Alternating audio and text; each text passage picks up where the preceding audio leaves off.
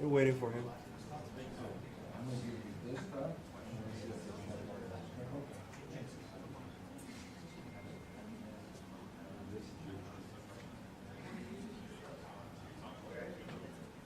I think we'll need one of those.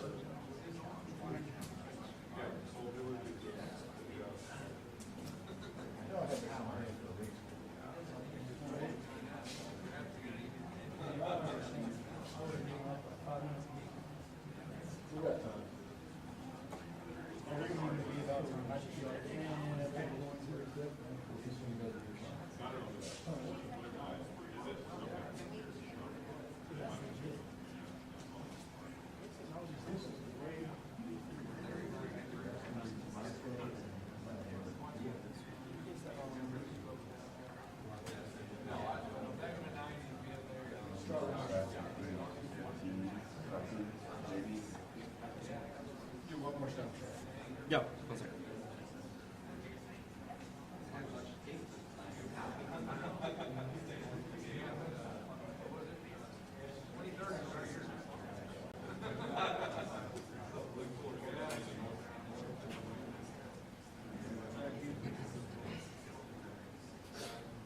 My check, 1, 2, 3, 2, 1, my check, 1, 2, 3, 2, 1, my check, all good?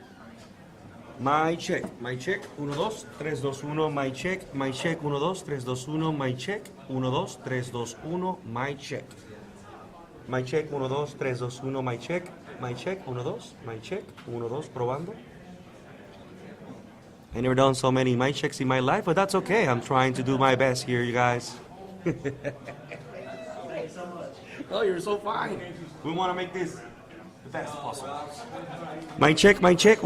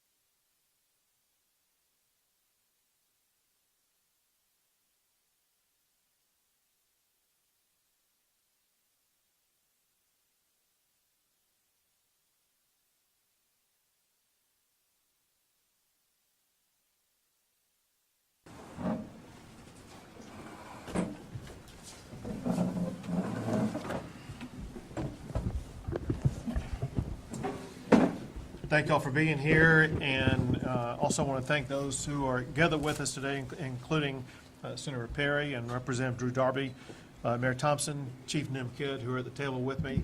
I want to thank the leaders behind me who've been working tirelessly over the past 2 or 3 weeks or so to help respond. We got a large number of first responders over here, first responders who have stepped up and literally saved lives of so many people across this entire region. I'm here today to provide an update on the recovery process in Tom Green County. Before I go into that, however, I want to make clear that we're not taking our eye off of what's going on in Kerrville at all.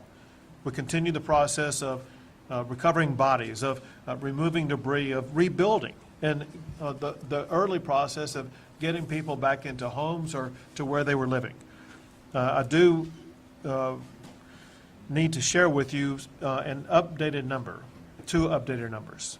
The numbers that I have of those who have lost their lives statewide in this flooding episode in the month of July is now 135.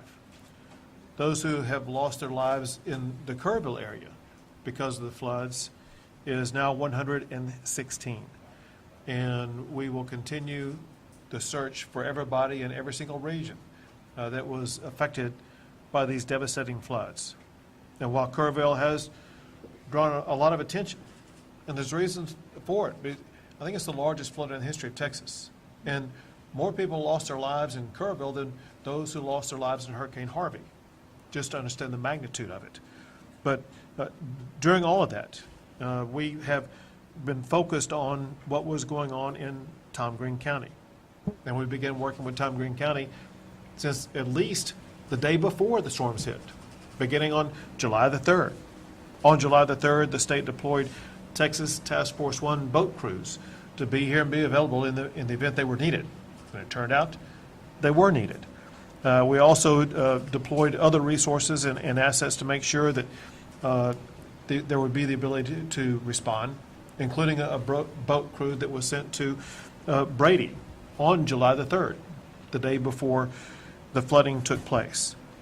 I issued a state disaster declaration for Tom Green County on July the 4th and requested a federal disaster declaration for Tom Green County on July the 10th. And it was granted the next day. Now, in Tom Green County, we are working with officials and working with the community to go through the many stages of the recovery process. Part of that is helping individuals in the tough challenges they're facing, whether it be mental, emotional, physical, or property or family, whatever the case may be. We have so many agencies at the Disaster Recovery Center right now that are responding to the needs of people in the Tom Green County area. Other needs that are being made at the Disaster Recovery Center are needs concerning individual assistance. That individual assistance is now available because of the major disaster declaration that was granted by the federal government, by President Trump. Also, public assistance is available for Tom Green County to rebuild the roads and other structures that the county and city are responsible for. I mentioned it at the Disaster Recovery Center. We have today, but we'll have for days on end, more than a dozen state agencies available to help address the needs of the people in this community. Another thing that we're doing is gathering information that helped us understand the way the response was undertaken here. And I got to tell you, we've not seen a better response in the state of Texas. And there are articulated reasons for that. One is there was a great deal of collaboration at all levels, from the very first minute all the way until this moment in time. The response by local officials was extraordinary. We actually, in talking to Chief Nim Kidd, we consider the way that Tom Green County, and I say the county, it obviously involves the city, your mayor, every local official at every level. We consider it to be a model for the way that communities need to respond to disasters like this. And we will talk more about that in the upcoming special session. But in talking to the officials about why they responded the way they did, they talked about being trained for events like this months in advance, being organized and then executing on what the game plan was, but also maintaining a sense of compassion for the needs of the people of this community. Most importantly, they prioritized saving lives. In any type of disaster, saving lives is the first and foremost thing that everybody should have. And that's exactly what took place here. I've heard so many stories about so many rescues that have taken place. Rescues that literally saved lives. Had it not been for those rescues, dozens of people in this community would have lost their life. And there are others that may not have lost their life, but they were still rescued, and they are now able to move forward because of the fact they were rescued. I had the chance to visit with local residents, and I wanted their input on what they were seeing and experiencing. And some words always came up, and that is that they said in San Angelo, we're one community. We are neighbor helping neighbor, and we share things with each other. And you get a sense of the moral clarity and values of the people in this region that provide a sense of resilience and continuity for such a great community. One person mentioned this is neighbor helping neighbor. Others have talked about enduring relationships, that it's those relationships that help them get through these challenging times. Going forward, the state is going to remain working with Tom Green County until the recovery is complete. I mentioned a special session. As you know, we have a special session beginning on this coming Monday. And we have two leaders with us right now that will be very involved in that special session on ensuring that not just Tom Green County, but that every county across the state is going to be evaluated, and we're going to look for strategies that we can pass laws on that will make preparation for these types of events better, make response to these types of events better, to make sure that we leave this disaster in a way that puts Texas in a better position going forward than we were before this devastating storm hit our state. I know that one thing that I also hear about that I want to just mention real quick, now that the storm has passed, the needs for housing have surfaced.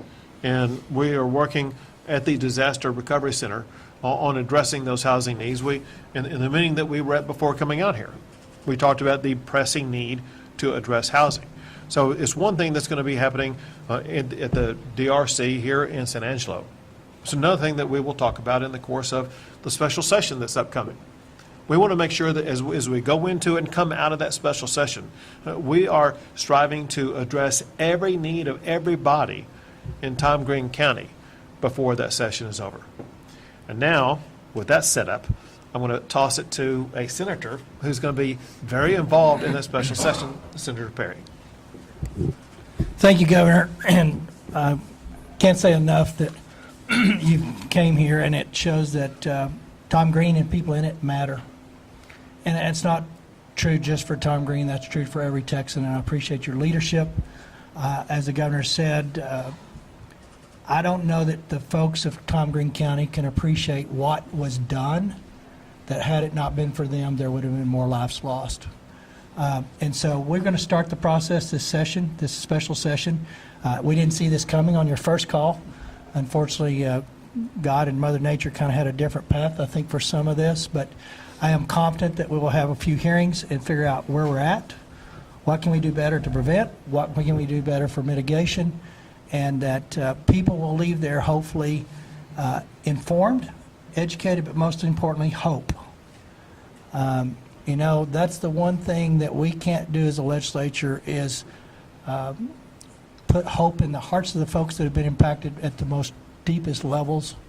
But the guy that created the heart can. And I just hope that for those that have that certainty, that I'm thankful for that. For those that don't, I hope they run to that creator and not from that creator in these times that we face across the state.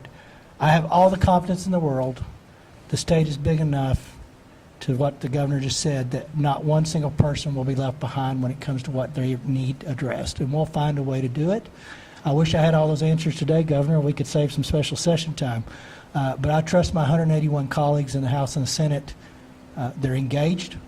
This is a serious issue. We've been here before as a state on some level, and we will come out shining as Texas always does. But I can't say enough about the leadership at the local level that we're having a different conversation today, if not for their efforts, Governor. And I look forward to engaging them into that process to make sure other communities can see a success story and what it looks like. But we're ready to go to work. And I thank you for your leadership and setting this up for us so we can have something to work on. There you go. Thank you. Now, Representative Drew Darby. Thank you, Governor. And again, on behalf of our community, welcome to San Angelo and to the Concho Valley. Your presence here demonstrates the focus of your office and of the state organizations to help this community and this region out in this important time. And your presence is valued, and we want to publicly show you our appreciation for that. NIM Kid, Chief Kid, with Texas Division of Emergency Management, thank you. You have been a presence here often, and that presence is very valued. Sean Baxter, your group that are here with us today are very important. The governor mentioned 12 state agencies. I bet there's a lot more state agencies are involved in the recovery here in this region. I think the governor's proclamation early on has made a difference. I know you have been working with surrounding counties, whether it be Concho County, I think Coke County just recently. Thank you for that. We've got to remember that it's not only San Angelo and Tom Green County, it's the communities and counties around us that are also impacted, and thank you for that. It is difficult when you see the tragedy that occurred in Kerrville area and the loss of life, and there are folks here in this audience that have loved ones that were impacted by that. Our congressman had two daughters that were there at that time, so this is about, we cannot bring them back. We cannot undo that, but what we can do is learn from it. And I think that is what Senator Perry and I and you, of course, are going to carry into the special session is what can we learn from it? How can we prevent it? There's going to be natural disasters to occur in the future, but how do we prevent this loss of life? And thanks to the men and women behind us and to the first responders for your bravery, for your diligence, for your hard work and dedication to the proposition of saving our community. Thank you for that. And again, thank you all for being here. Thank you very much. Now, Mayor Thompson. First things first, thanks for coming here and seeing us. As a voice of the local people here, I want you to know that from the word go the morning of the 4th, we heard from every one of y'all, all of our first responders. Everybody became a first responder. But what was very impressive along this pattern and path was the communication downhill that said, don't let government get in your way. If you need help, let us know, and whatever you need, just ask. That rolled forward for 7-10 straight days. City, municipal, state, federal people all came lockstep together to create a response where nobody was in the way. There were no egos in the room. It was, we'll do what we need to do to get it done. We developed many private-public partnerships, especially with our nonprofits, to let them manage and execute in areas that they have expertise that maybe city, state, municipal government do not, as far as housing, volunteer management, resource control. And they did an impeccable, outstanding job. Our reaction and response was great. Our recovery is going to be how we're going to be judged. And with the flow of assets coming from, say, Kerrville, this area up here, we have the opportunity to move our recovery from months to weeks. Right. And with y'all's help and the conversations we just had, I've never been as, I would say, as excited or more confident that not only is that our goal and ideal, it's also y'all's too. It's all comes down from state level. Make this happen. Take care of your citizens. We're going to help you with housing. We're going to try to help you navigate a path. Most important thing that everybody said in there was there's lots of things that we need to figure out what those are. Senator Perry, you said let's not have false expectations on what's going to happen, but we're going to execute and try to get everything out to everybody we can as soon as we can. Thank you very much. Thank you very much. Now, Chief Nimkid. Thank you, Governor, and I just want to tell the working media out there, thank you for being here with us and getting this message out, because the first responders of this community absolutely saved lives. The local leadership, from the mayor, the judge, your emergency management coordinator, police and fire chiefs, sheriff, Texas Department of Public Safety, and the game wardens working together as one organization was an amazing feat. If the rest of the state worked like that, I would probably be out of a job. The work that was done here locally is second to none. Then I've got to thank all the volunteers that are out there. We went through houses today where Samaritan's Purse and other volunteers were out there cleaning out the houses, putting the debris in the piles that it needs to be. Very few communities in this state have pre-positioned debris contracts. This one does. They're taking it seriously. Y'all are in good hands. Disasters are going to happen, but leadership like this at the local level will make that recovery so much faster. The volunteers that are out there working right now, if you see one on the street, stop and thank them. They're here for the goodness of good and the hearts and their kindness, and they will help you recover faster than any level of government ever will. So take care of your volunteers that are out here. Glad to be here with you, Governor. Thank you very much. I want to double down on what Chief Kidd said about the volunteers. I had the opportunity to meet with many of them today, but know all that they're doing. And some of them are volunteers with organizations that existed long before this, and some are just volunteering on their own right now. And what these volunteers are doing, both here in this county as well as Kerr County and counties in between, are changing the face of Texas. We would not be able to be where we are or make it through the recovery process the way that we are without the volume of volunteers that we have. And I'll add this. I've never seen such generosity from our fellow Texans in supporting their communities, those in need. And I got to tell you, what you are providing in monetary resources to help these individuals in these communities is going to accelerate that rebuilding process. Every donation that's coming in that I'm working on is going to make sure, is going to someone who's going to be having a home rebuilt or an RV trailer restored, whatever the case may be. We want people back in their homes as quickly as possible. And one thing that accelerates that process are the very generous donations that are coming from our fellow Texans. And with that, we'll take a few questions. Governor Abbott, God bless you first of all, and all of the folks that have labored to support the people of Texas here. What can we do now concerning an early warning system? I heard some of that mentioned in Kerrville, now here in San Angelo. Is there a plan in place for Texas to have an early warning system in case of flooding, tornadoes, etc.? So, I mean, there's several several things that need to be answered to that, several responses to that. One is that, in some places there are early warning systems, in some places there are not. And what we need to do, and what we are going to do in the session, is evaluate early warning systems. But we have to evaluate it, I think, through this lens. And that is that what may be needed in the Guadalupe River area could be completely different than what is needed in Tom Green County.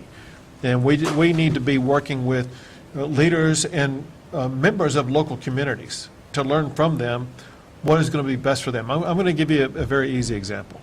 And that is, as a person who's been in Hunt, Texas, which was ground zero of where the Guadalupe River flooding took place, there is virtually no cell phone availability at any time. Cell phone warnings would have, I think they were triggered, but they largely would have been irrelevant because of the inability for people to communicate. So I'm going to add to the menu. We have to work on improving communication levels in all of these different regions. Improving communications will be a part of early warnings that we need to address.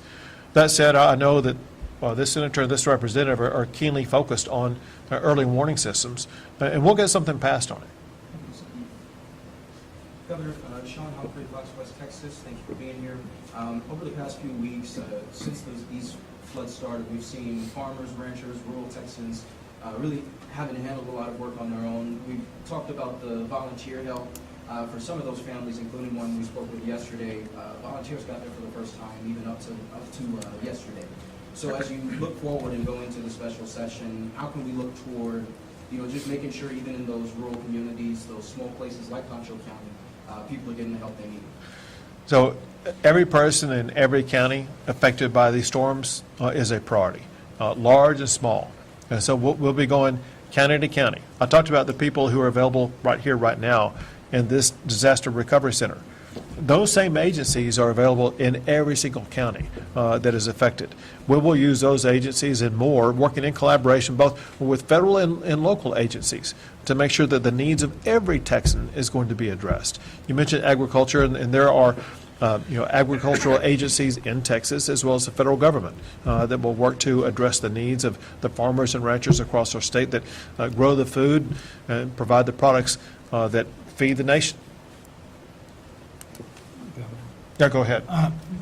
I had put it out on Facebook, and Texas Department of Agriculture, I can't give you that link right off the top of my head, but go there, and there's about 3 or 4 different categories of disaster relief.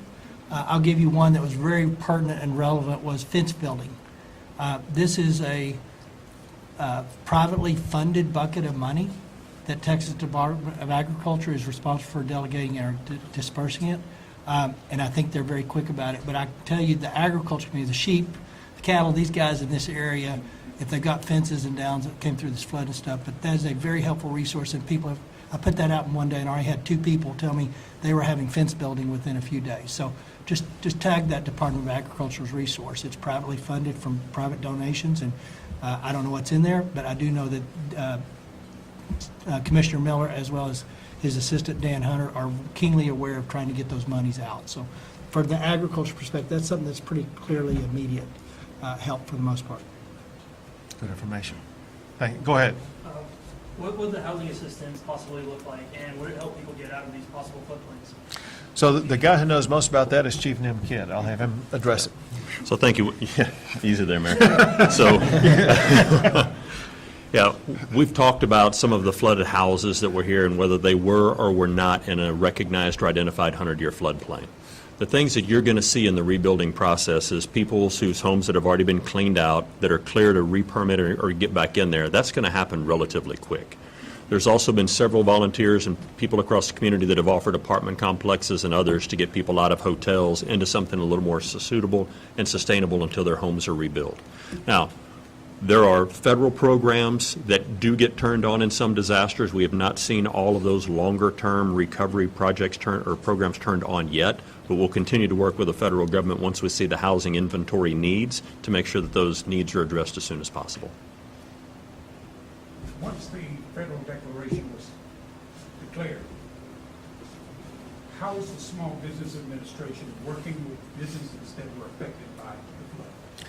We'll have Nim fully answer that. I'll just tell you that at the DRC in San Angelo, SBA is right there. And there was no one in line. I said, you need a longer line here because people need to start signing up. But go ahead. And a great question. Remember, the Small Business Administration, while it sounds like they're for small businesses, they also do home loans as well. So if you need a loan to get your home rebuilt or repaired, please go check out the assets and resources at the SBA.